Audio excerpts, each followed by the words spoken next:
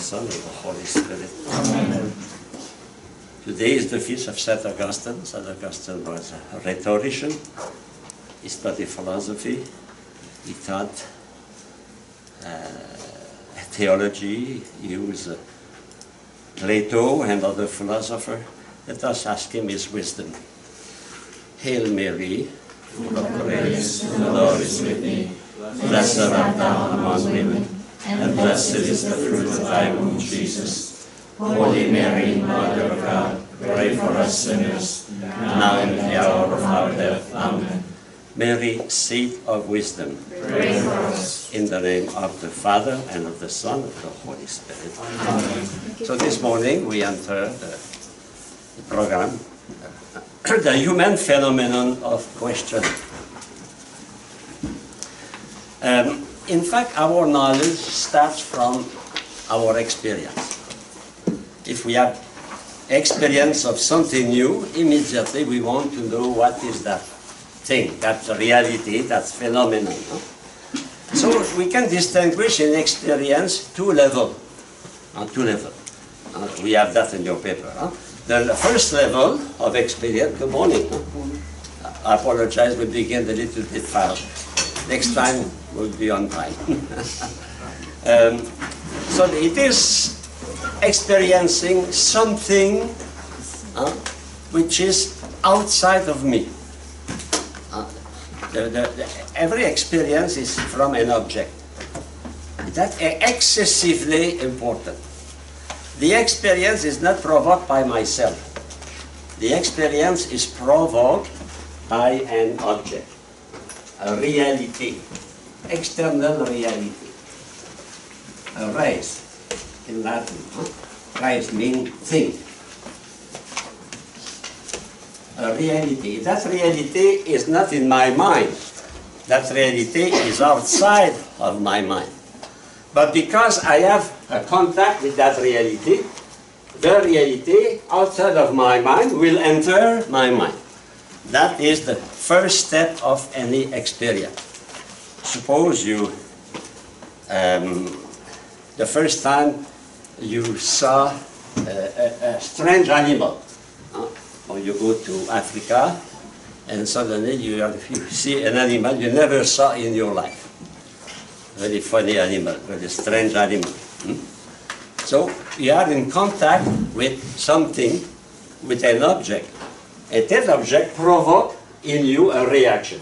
That is the first level of any experience. And why I insist on that?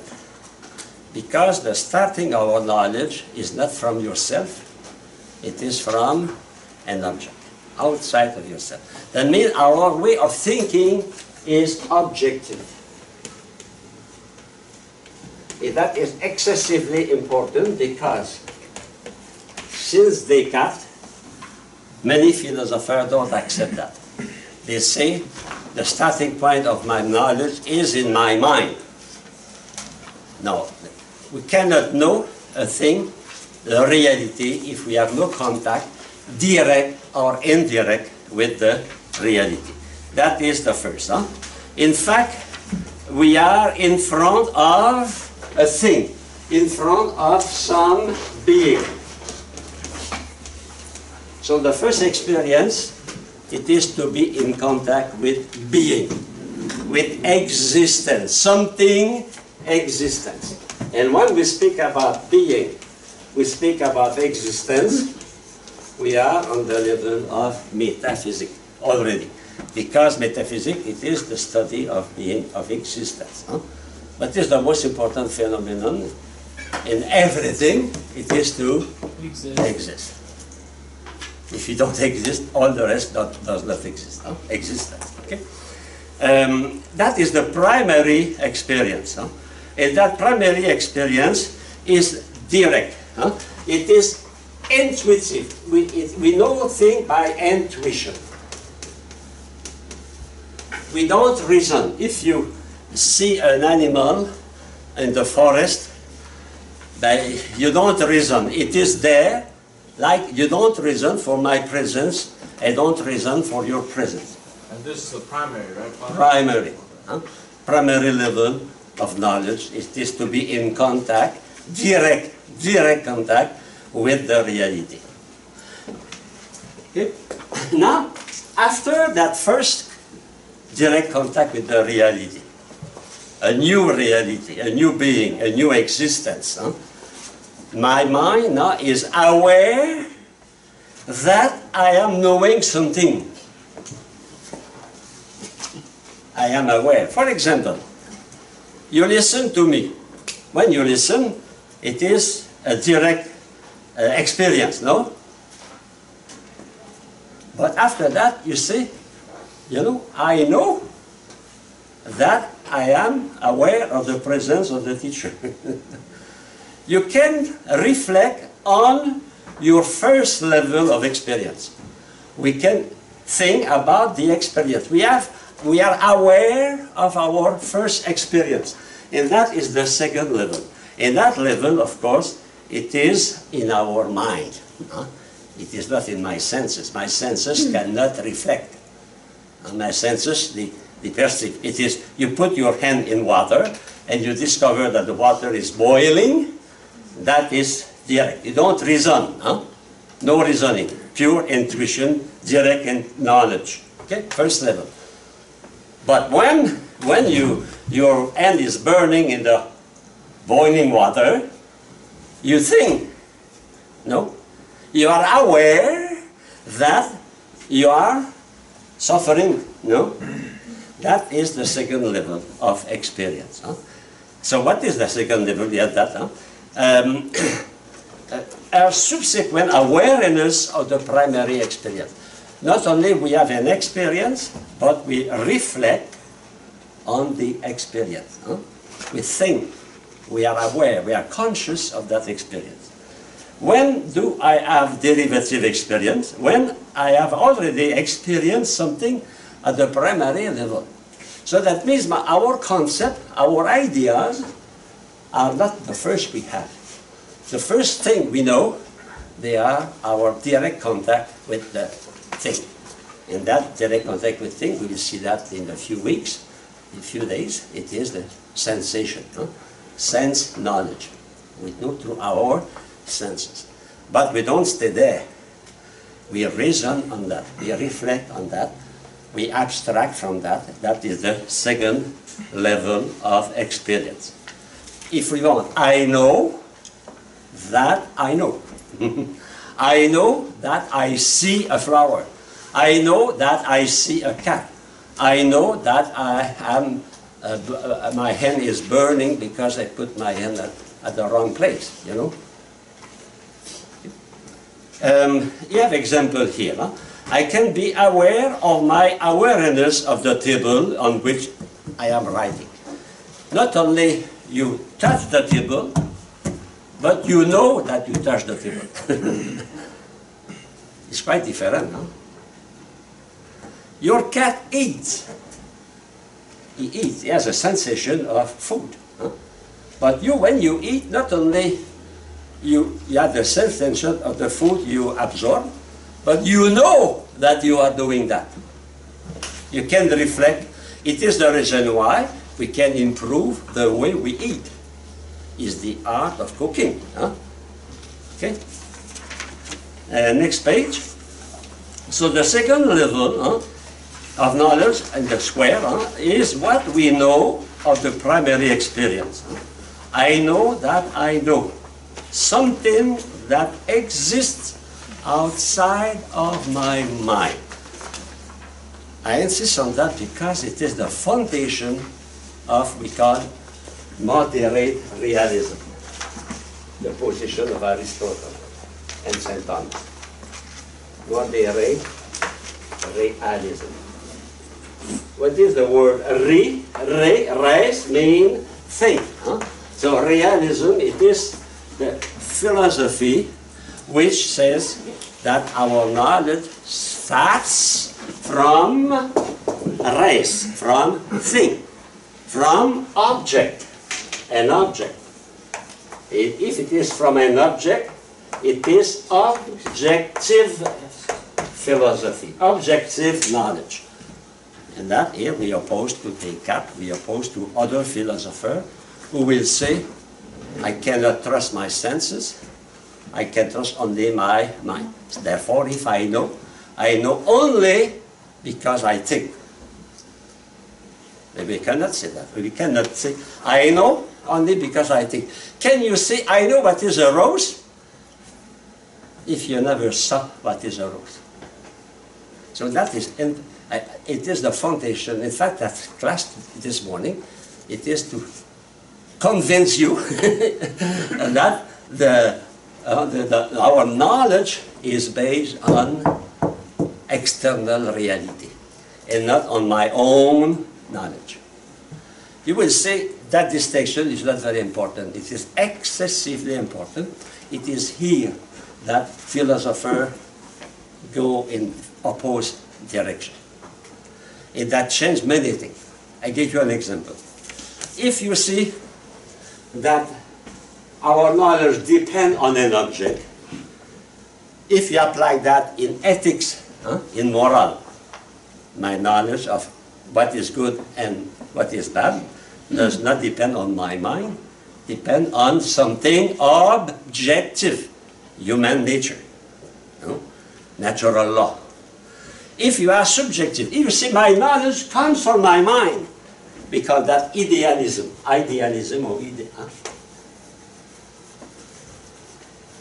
that means the source of knowledge is not the rice, is not the thing, it is my own mind, my own idea.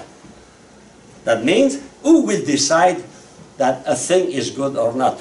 Abortion is good or not? Euthanasia is good or not? Your own mind.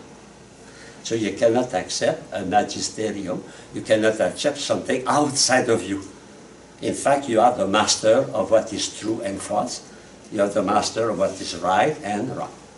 You know, that is very, very important. If you accept that, your philosophy will be totally opposed to the other side. And here, for example, here, if we accept that our knowledge is depend on an object, depend on external reality, we cannot decide anything. We have to adapt to that reality. We have to obey nature. Simple example.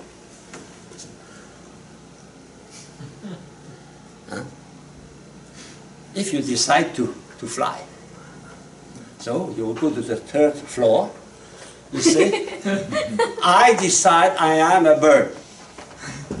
You will be a worm soon. Because you don't obey nature.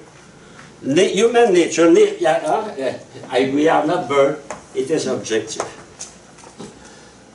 If you say, the truth comes from myself, okay, I have my truth, and you have your truth.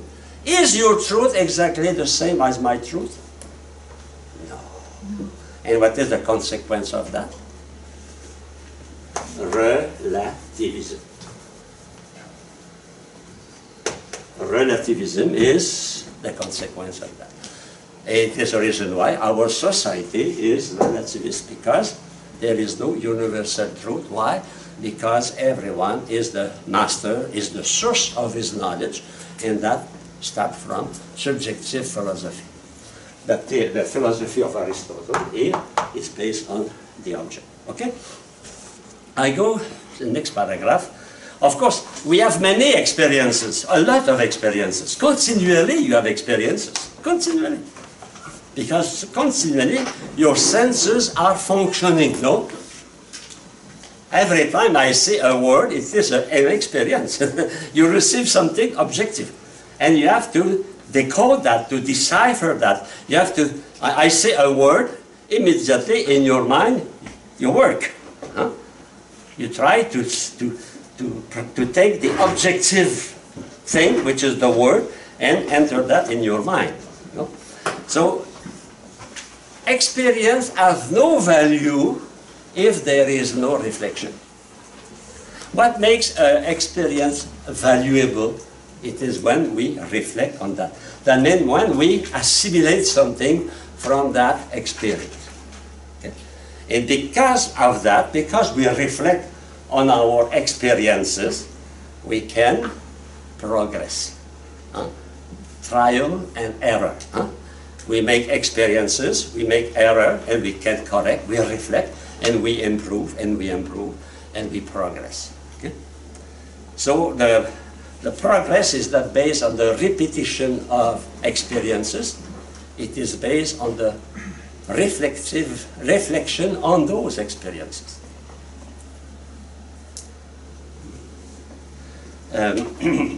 So we cannot reflect on a thing we don't know. Okay, about a remark now. Both the two levels, the level of the first level of sensation, experience, and the level of reflection, of thinking, are not separated. They can exist together. In fact, because we are intelligent, when we are awakened, every sensation can be seized, can be assimilated by our mind. Of course, you don't do that expressly, but that your mind is always working, no? When you don't sleep. And when you sleep, it is your imagination. You dream. Okay? So, number 3, page 3 at the bottom. Asking question is going beyond experience and transcend it. Okay, so when we have an experience, that experience is not only, does not stay only in your senses, that experience goes to your mind. And what is the reaction you have in front of any experience? It is to ask, what is that? What is that? You try to identify, to know. So you go farther than the experience. You see a cat. Like you see a cat. The first time in your life, suppose you see a cat. What is that? And your mother said, a cat. Gâteau. Un chat. Félix. The name. You go farther, because when you see the cat, it's not written cat on the cat. So we try to go farther than one we experience. We go farther than one we see. You see a flower, or you see a fruit, a vegetable. Now you go farther than that. You try to understand what is that vegetable and what is the utility of that vegetable. You go farther, you know. Why we go farther? Because we are intelligent. A cat does not go farther. When the cat sees a mouse, he knows what to do. He does not ask the question, what is the nature of the mouse? Is the mouse good for my health? It is ethical, it is moral to kill a mouse. Now he jump on the mouse, he has a good banquet. Or maybe he will not eat the mouse because he's too well fed at home. Today there is a problem. We should have Weight Watcher for cat. I know my sister had a cat. The cat was very fat. I said, he is ready for the méchoui, for the banquet. The obesity. But that's the big difference. We cannot stop from thinking. If you stop from thinking, you're not dead, or we are sleeping. So a question takes, when I have an experience, I go farther than what I see. I go farther than the physics, in Greek physics, nature. I go meta. I go farther. I am searching for the causes of the thing, of the phenomenon. The causes. What is at the beginning efficient cause? Who is producing that? Or why? But before that also, the first question a child asks, a kid asks, it is what? What is that? What is that? And now here we have material cause and formal cause.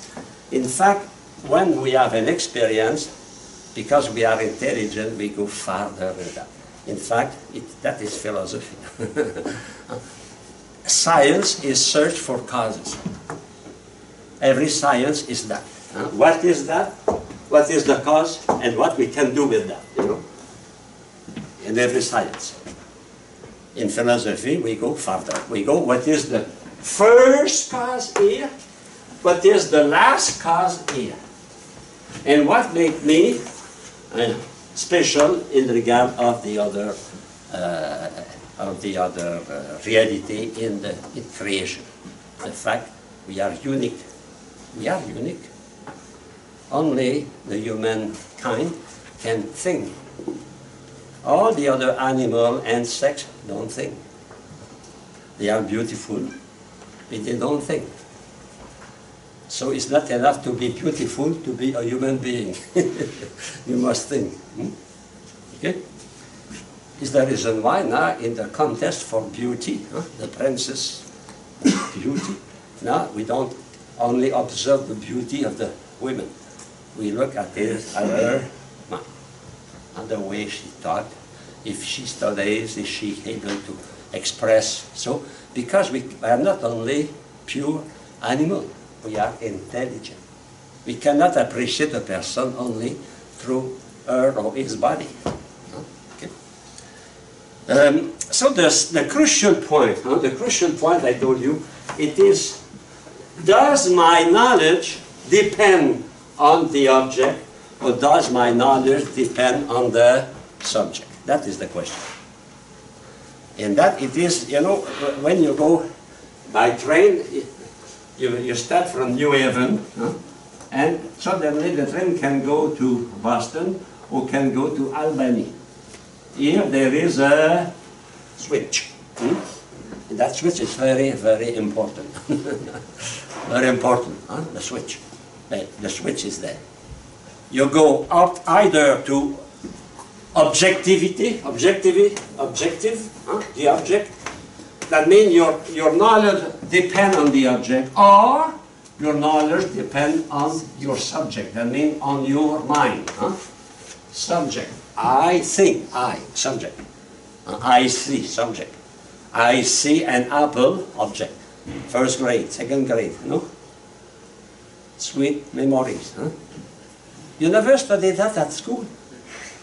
The teacher said, John eats an apple. What's this John? And you answer, John is a good boy. No. You answer, John is the subject. And what is eat? And you say, eat is the verb, the action. And what is the apple? Nobody in the class will say a fruit. He will say a complement, an object. So that is philosophy. In fact, when you were in the second grade, you begin to analyze. You were a philosopher. That made we make the difference between the subject and the object. So that is excessively important. It is the crucial. It is the crucial cross. We have to take orientation. If you take the orientation here, we have the consequence of that, for example, in ethics, in politics, in economy. The first reality is not you, it is the common good, for example. Here, the subject, what is the first reality? It is I. Descartes, what he said? I think, therefore I am. But here we say, things exist, I know them, therefore I am. My knowledge follows from my contact, my experience with the object. Here, my knowledge comes from myself. So I don't explain that now because it is the central question we have to discuss for many times and during the first part of the semester of the class. So two positions. My knowledge depends on an object, or my knowledge depends on the subject. I mean the one who thinks, my thought. Next page. So furthermore, no inquiry become prior to an experience.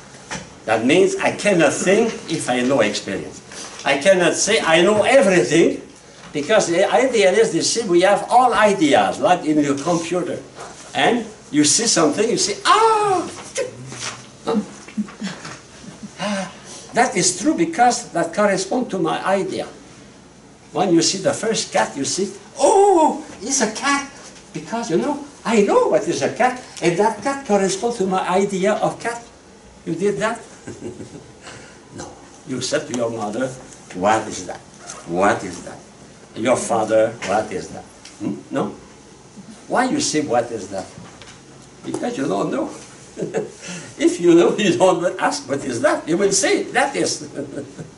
When you know something, after, your father can say, your mother can say, that is a rat, that is a mouse, that is a dandelion.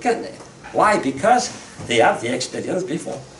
But you, the first time you ask the question, what is that? Because after experience, you have the curiosity to know what is the thing.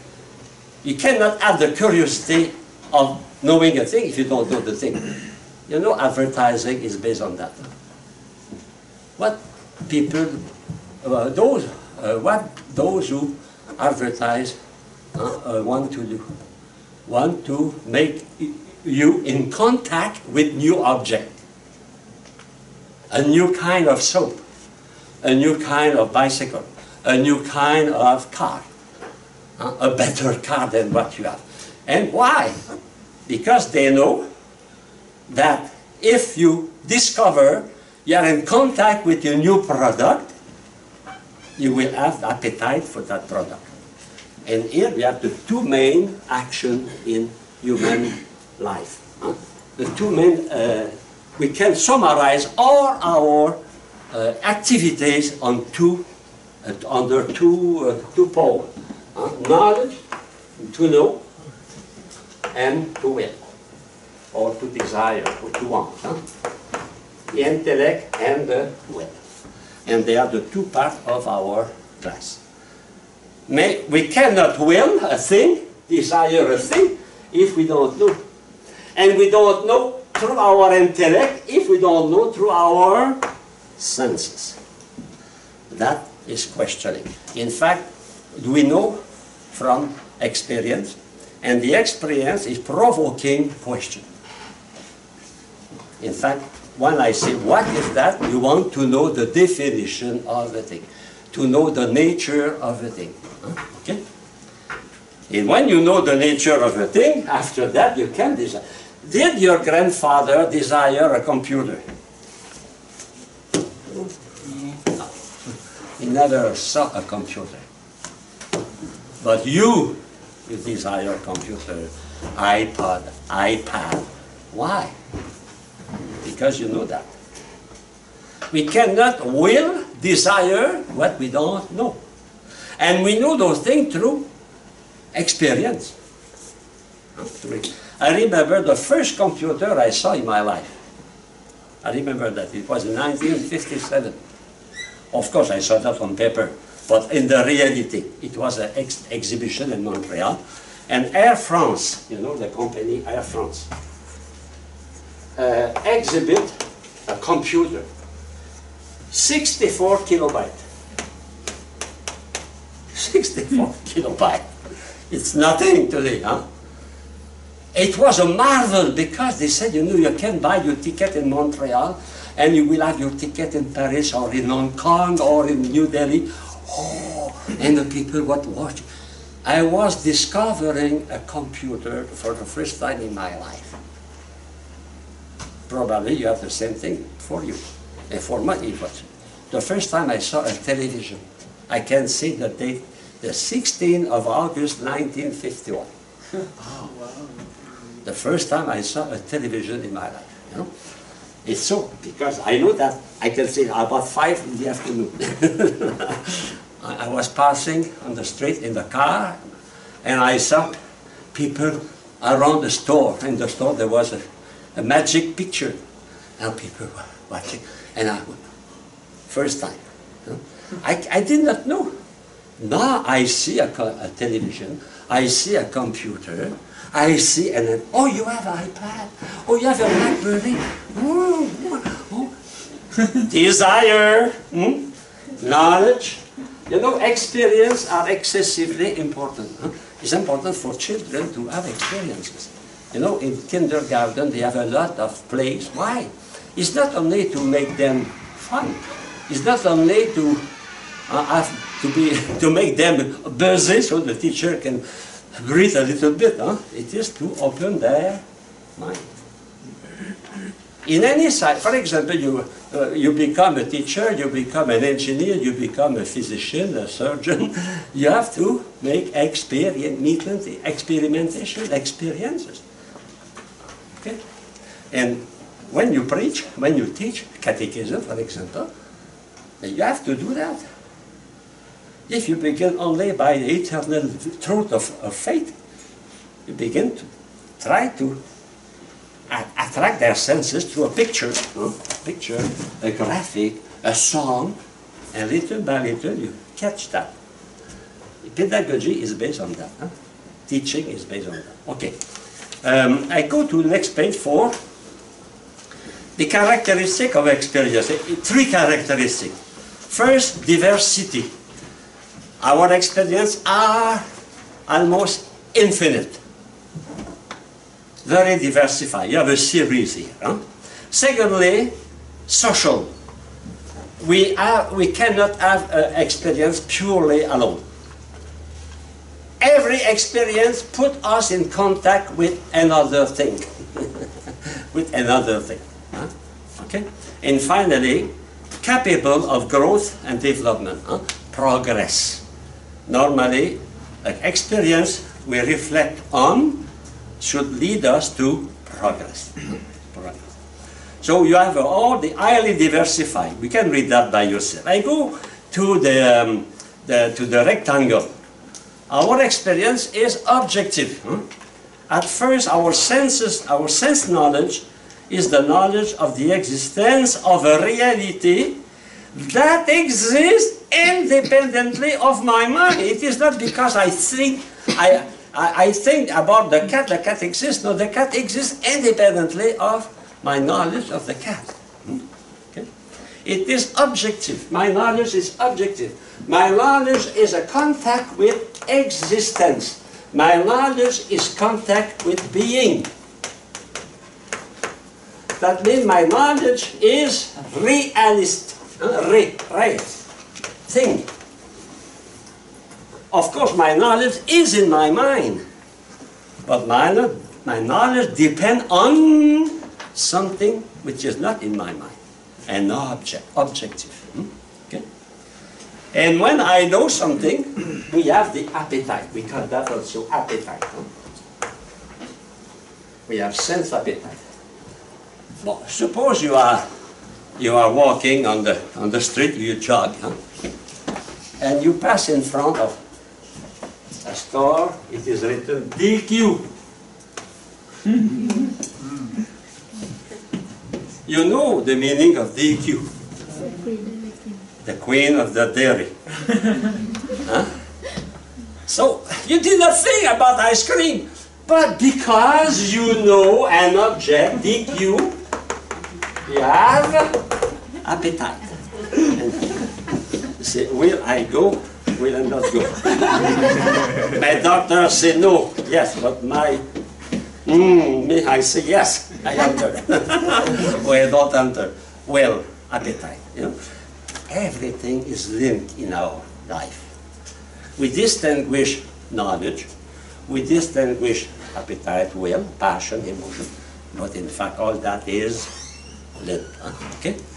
So it is what we'll study now in many hours. What I am telling you now in a few minutes.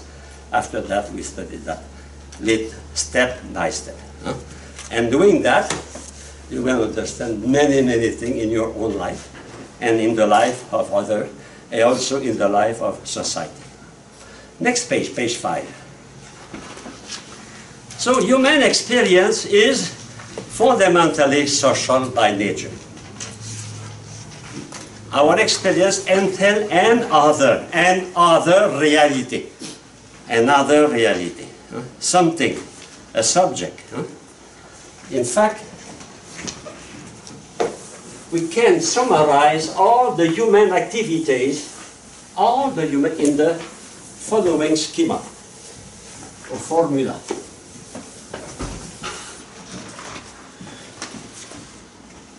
Act, a subject, act, object. You can, every human activity is there. Well, I come back to the second grade in your primary school. I eat a candy. You remember that? I eat. Or you listen to music. So the subject is acting, but is acting if there is an object. You should the joke, I maybe told that to you. You go on Times Square in New York, or even here in the seminary, try that, and you are there.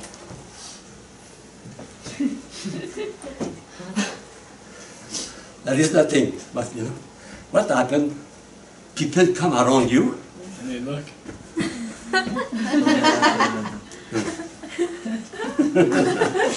Yeah. To see, we must have an object. And what makes that funny?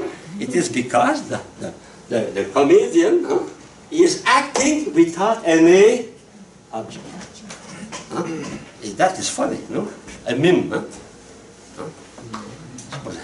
That is a cigarette. That is a chalk, but for me it's a cigarette. And sense. You laugh. You laugh. Why? Because it's not the right object, you know? So, subject, act, object. The object determines the act. To see, we see the color. We don't see the sound. We don't see the music. We listen to the music. We hear. So every act, every object determines an act. And that act determines the subject. For example, light determines my eyes to see. Sound determines my ear to listen to sound, to music, etc. Okay. We will come back on that. Next paragraph, 2.2. The experience self is never found to be in a state of total isolation. So in fact, every experience is in the environment. We live continually in an environment with people, with animals, with flowers, with many, with the sun, the star, the moon, the society, etc. So that means we are continually, we cannot be isolated, it's impossible. Even if you are a monk, you go in the forest as a hermit, you have the birds. You cannot see the birds, shut your mouth. You cannot see the wind, shut your mouth. No, you are not alone. You are with the birds, you are with the wind passing through the trees, provoking a sound. It's impossible. And when you want to punish a person, a child, never your parent punish you. But sometimes to punish, we say, go to your room, no television, no ice cream, no. No. What is the most difficult? It's not to eat ice cream. It's to be alone. In my time in class, when the teacher wanted to punish a child, he say, come here, stay here and look at the wall. And don't turn your head. Look at the wall. And that is a punishment. Or what today in school, one form of bullying, what is to put someone in quarantine.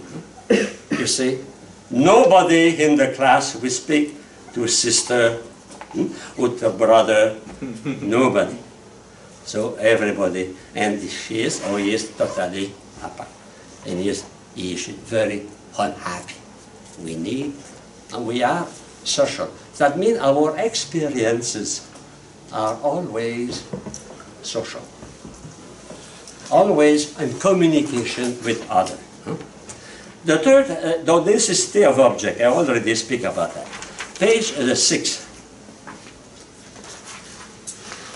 The other, okay, when I know something, for example, I see an elephant. An elephant is bigger than a mouse. So an elephant cannot enter your eye, cannot enter your mouth. the mouse can enter the mouth of your cat. Huh? What happened? What entered? The elephant is there. At the same time, the elephant is here. You are outside of me, and you are within me. We have to explain that. That is the theory of knowledge. How is it possible that a material thing outside of me can enter my mind without destroying my mind? It must be something immaterial. And that something immaterial, it is what we call the form. So the form of the object, not the form like that, or like that. Huh? No, I don't have time to explain the form. The quality, the perfection, or the determination of the thing enter your mind. Enter you. You are in form. You receive in formation.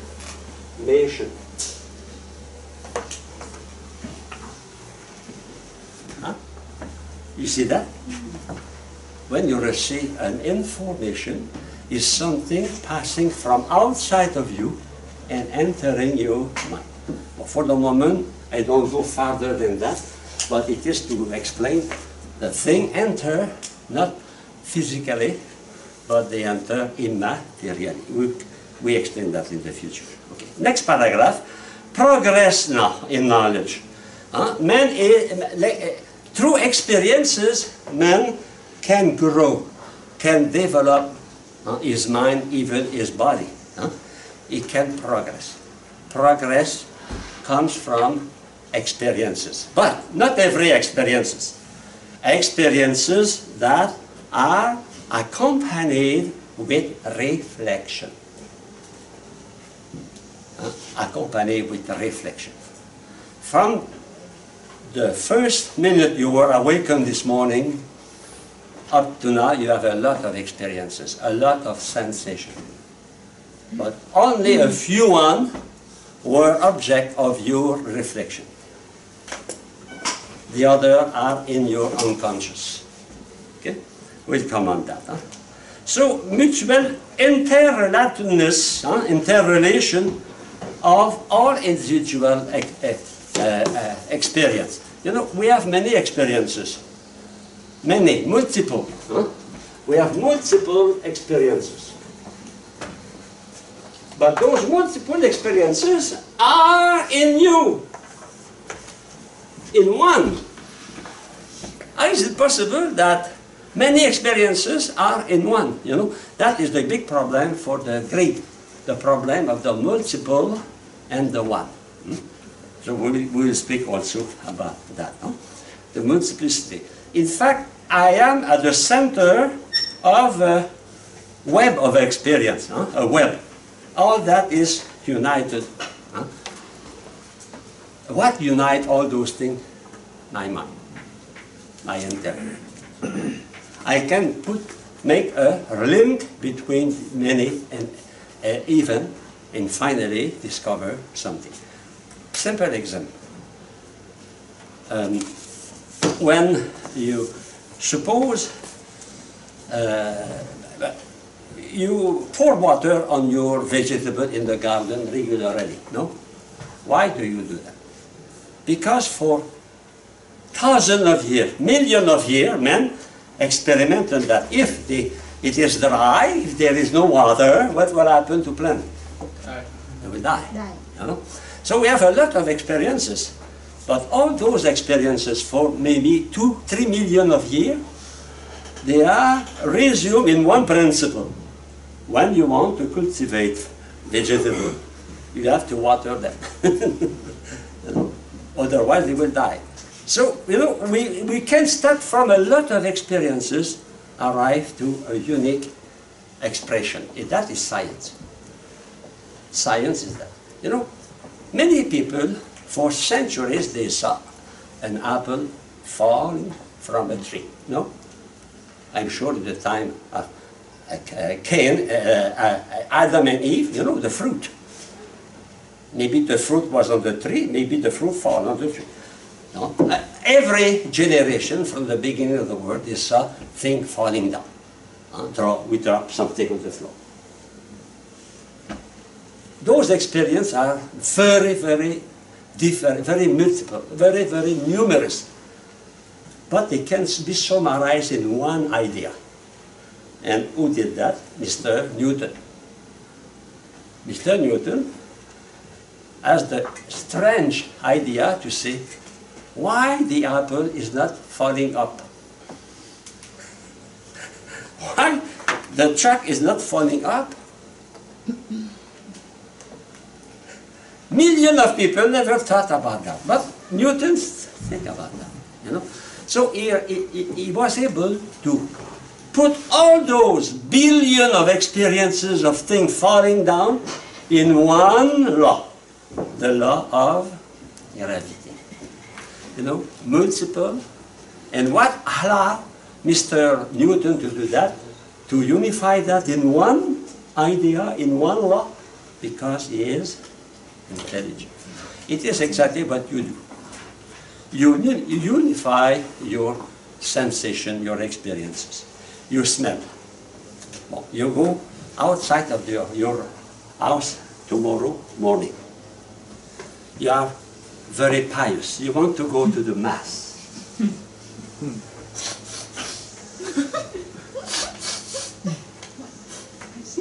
It's not virtue. You smell a skunk. Well, a few years ago, we have very pious skunk here in the seminary. You know where they live? Under the chapel. Under the entrance, not that chapel, the other chapel before. And every morning, they were there. They were punctual. Punctual. Huh? So what you do? You smell. You see. Don't touch. You unify your sensation, and finally you see that is a skunk, a perfume animal, a perfuming animal, and therefore be quiet. Don't move too fast, and it will respect you. It's funny, during all the time we have skunks, and there were many skunks on the ground, many. Sometimes I say my rosary at night. Suddenly, what I saw, a beautiful cat. It was not a cat, huh? They never power down, they never water seminary, never. It's wonderful, because they were well educated. They were respectful of I seen one last night, Father, by St. Philip. And she respected you? Oh, yeah. I respected her. Yes. So, you know, every sensation, we don't have a pure sensation. We cannot say, oh, I have the sensation of smelling. No. You see also, so you will unify your multiple sensation. Why? Because you are intelligent. And also, from that you can abstract and you can have laws, etc. Okay? Our experience also are united in time. We can unite our past experience and to use that in the present, and we can also use our past experience to prepare the future. So experiences are excessively important. Okay? I go to page 7.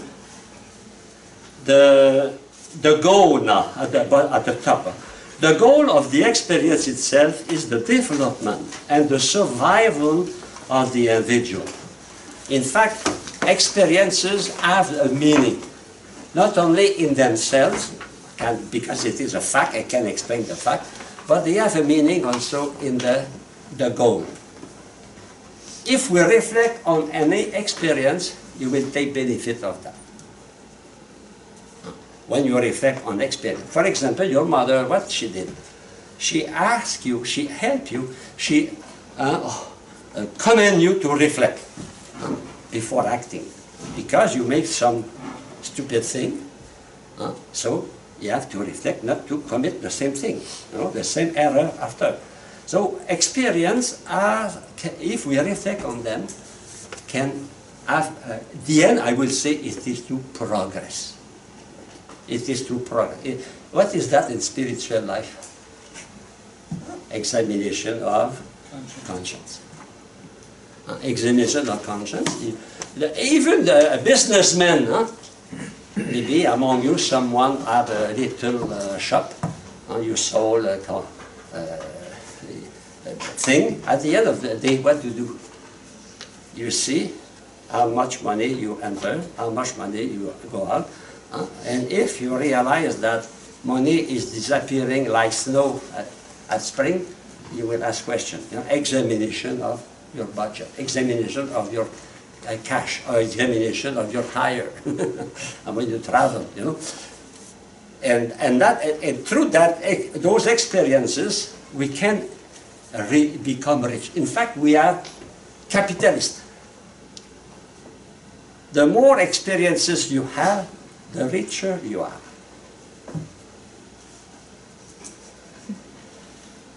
Bon, I am a good teacher, 60 years, 61 now. I accumulate a lot of experiences. Without being proud, I can say, I think I have a better learning of teaching than the one who began this year.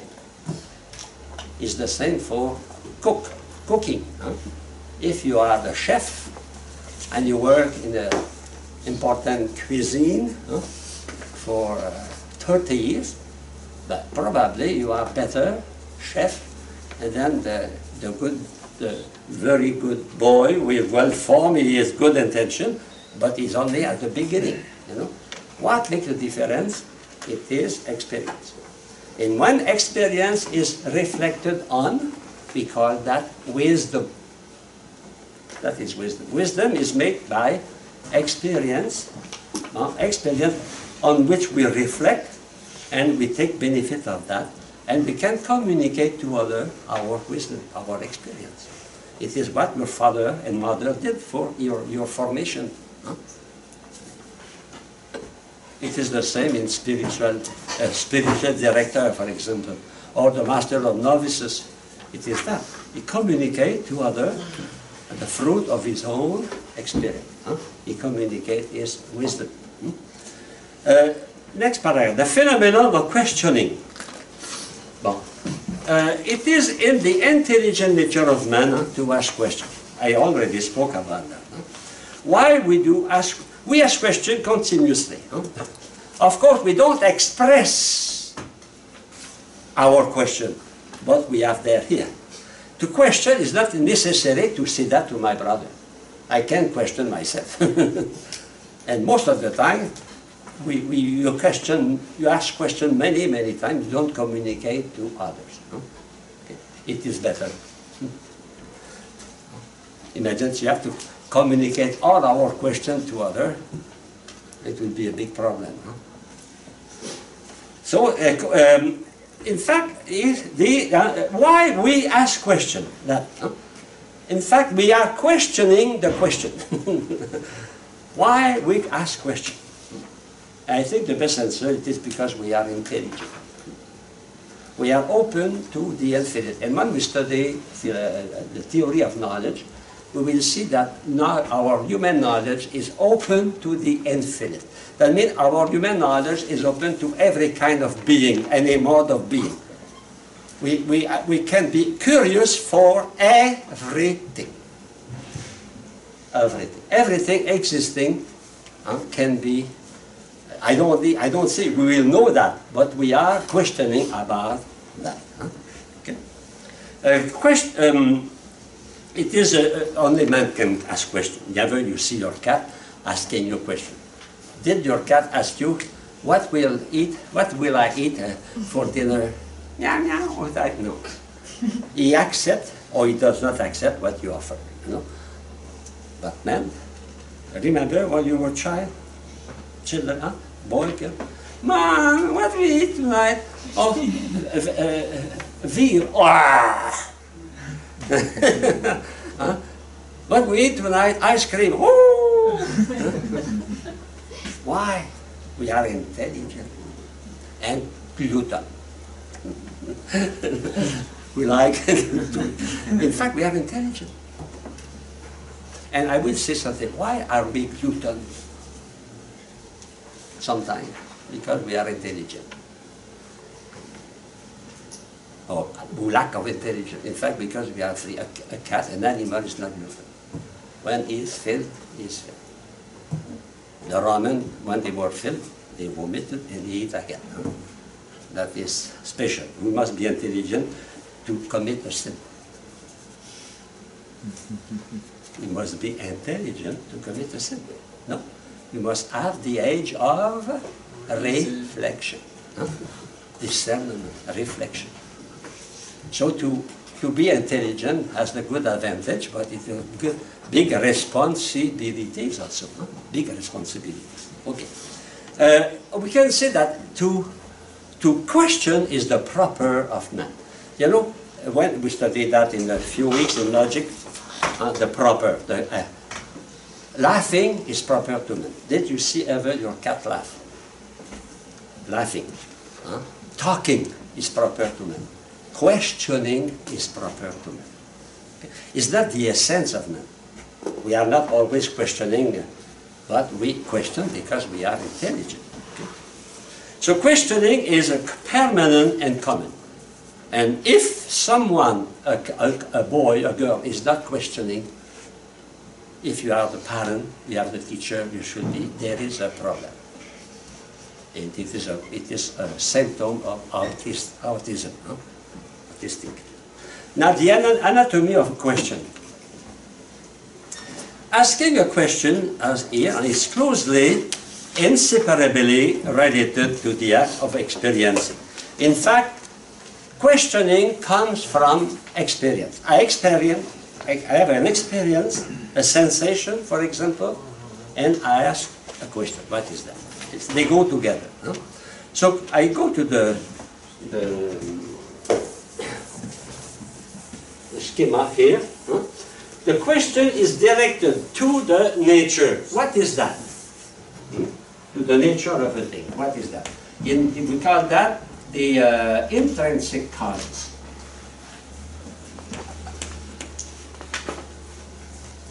Matter and form. What is that? Nature of a thing. Nature or definition of a thing. Huh? Secondly, the source of the thing. Who did that? Huh? Efficient cause. Huh?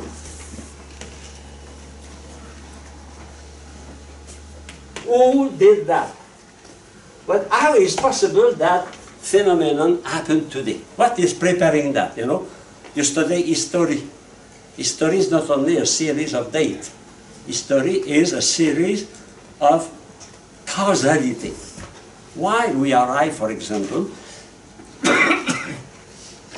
to what happened now in Iraq. So we try to find the causes of that. You know, that is finding the source. And finally, we search for the end. That is the source of the phenomenon and the end. We call that final cause. Why?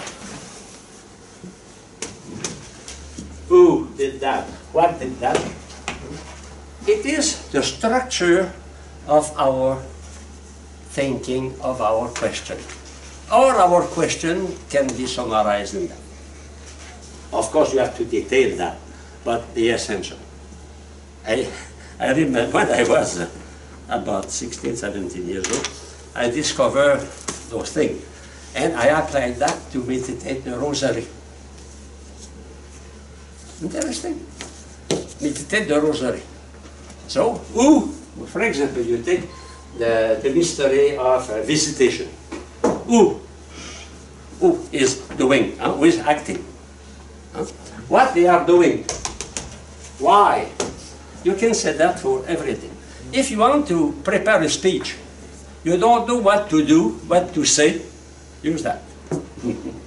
What is that? In fact, it is exactly the structure of every science.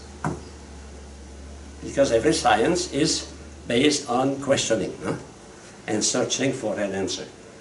First thing, we say, what is that? We search for the nature, for the essence, for the definition of a thing. What is that? Because we cannot use a thing as long as we don't know the thing. And when we know what is the thing, we try to see what is the cause of that. I told you, maybe I don't remember, because now I have 3 classes. In 1971, did I say that to you? No. Anyway, I was watching an examination in Cameroon, in a seminary, 3 hours of essay, and a sister of the hospital gave me a Newsweek, the magazine. It was about a mysterious disease in Uganda. Mysterious disease. People about pictures, and they were asking, are monkey do monkey provoke that disease? In fact, it was 8. But at that time, nobody knew what it was. So to fight that disease, like Ebola, we must know what is that. You know the problem of terrorists today? The big problem, we don't know who they are. That is the problem is that. During the last war, we know who was a Nazi, who was a Russian, a German, Russian, or American. We know that. But one we don't know, we cannot fight. So the first thing in it, any problem, any experience, is to know what is that. To identify the nature of a thing. And after that, we identify the cause of that. And we can identify also the effect. The effect or the utility of the thing. A simple example. When the computer was invented in 1963 for a personal computer, I don't speak about a big company, IBM, personal computer for secretary. It was made by an Israeli in 1963. We know what was the computer. We know who did that, but we are searching for the application of that. In science, not only we know the past, we want to know the future, the application. That is the structure of thinking. So in every experience, when you reflect on an experience of your life, you should ask, what is that? What is the cause of that? And how I can take benefit of that? How I can improve? Another thing also, we ask questions only if we found something strange, if we wonder. If we are amazed. If Newton was amazed, he was stupid. If he said that, if he had said that to his wife, you're stupid. Why you ask that? You know everything is falling down. No. Why they are not falling up? Papin, I spoke about Papin in class here, with this, the boiler.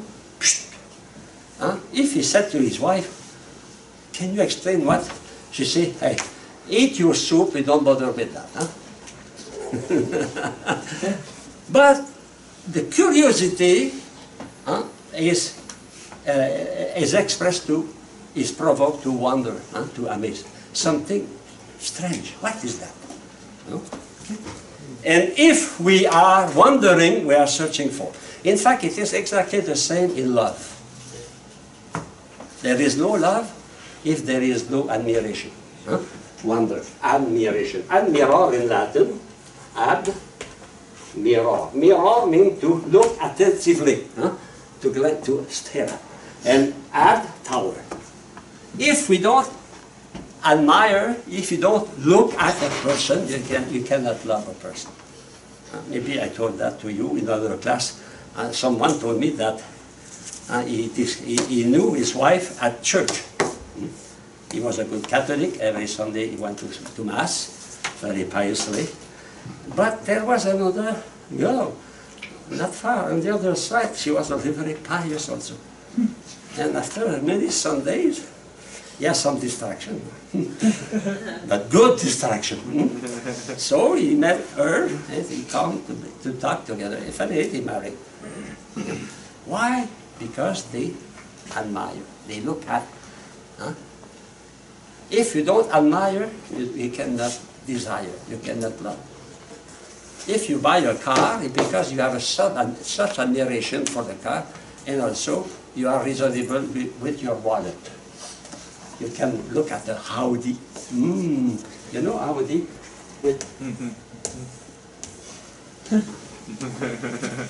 Sport. Audi, but you know my wallet. A Focus is enough. A Mazda is enough. Admiration. Admiration. You know how we can discover God?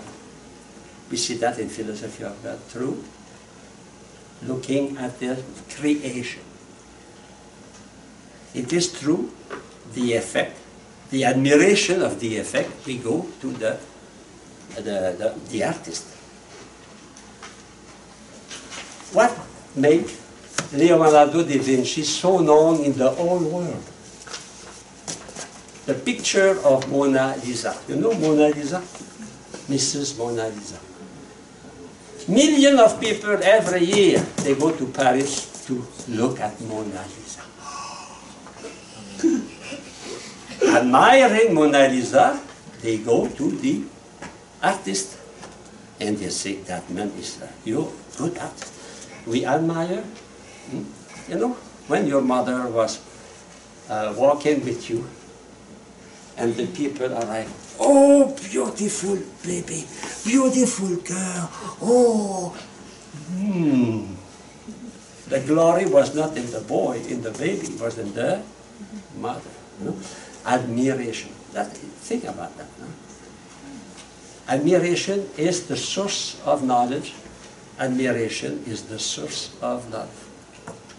We cannot love what we don't look at, observe. Science is based on observation, to look, mirror, to look, okay? And another thing important also, if we are searching, if we are asking questions, it is because we recognize we don't know. If you know something, you don't ask questions.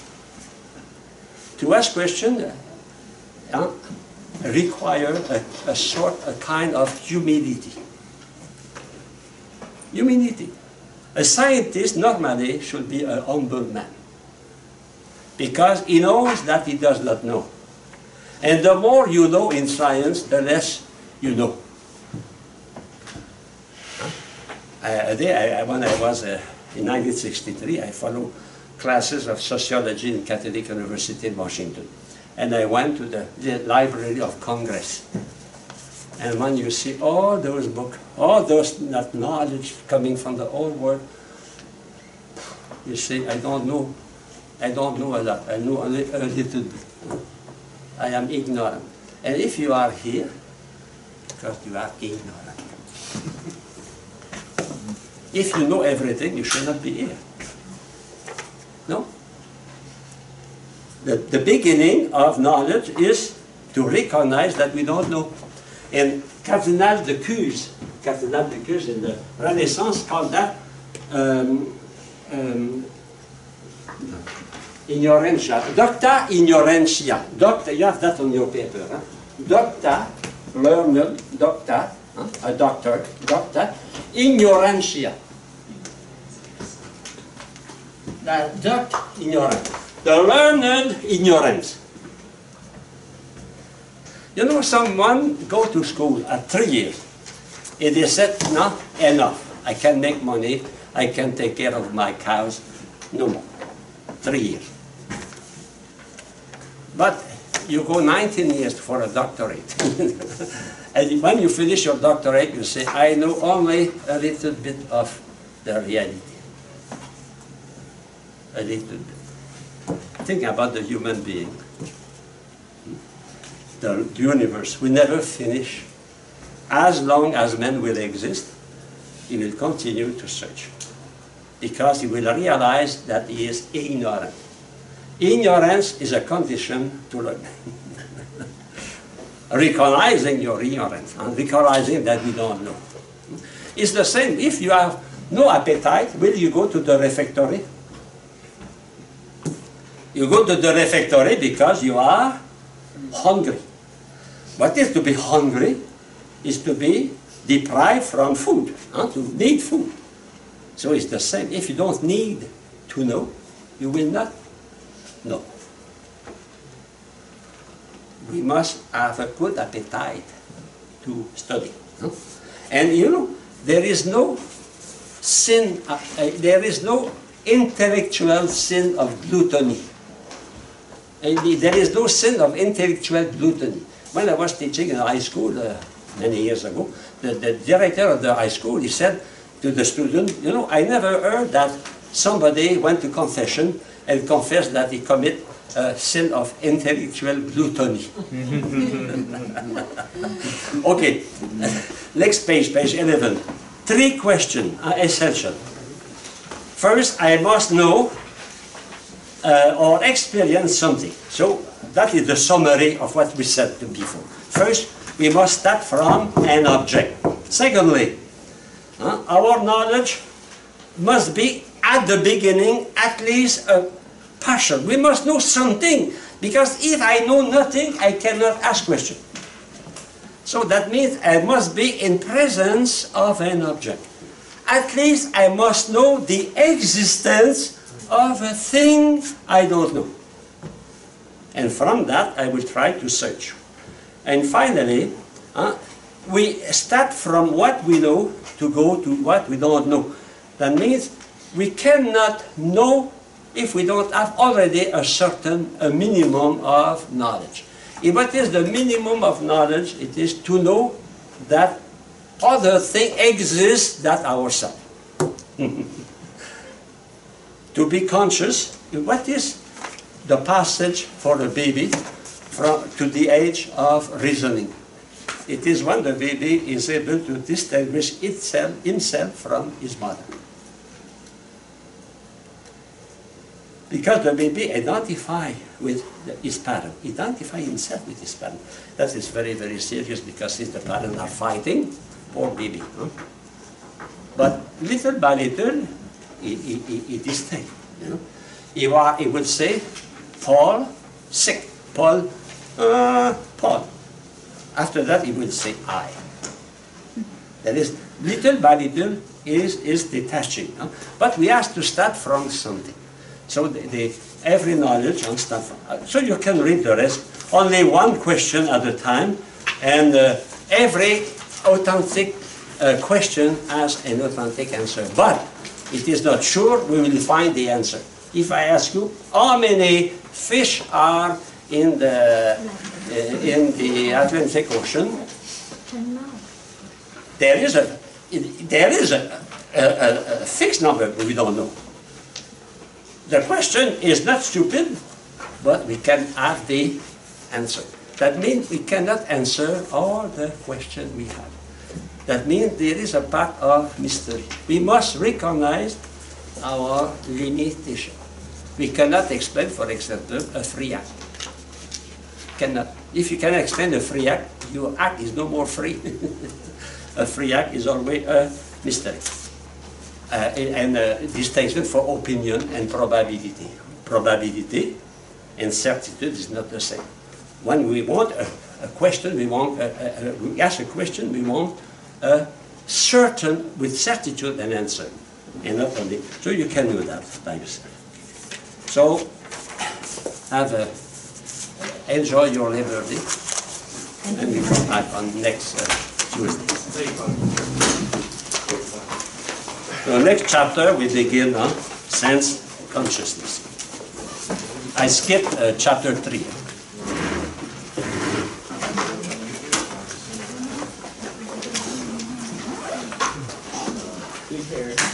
It's not a sin to read the chapter before, even on Labor Day.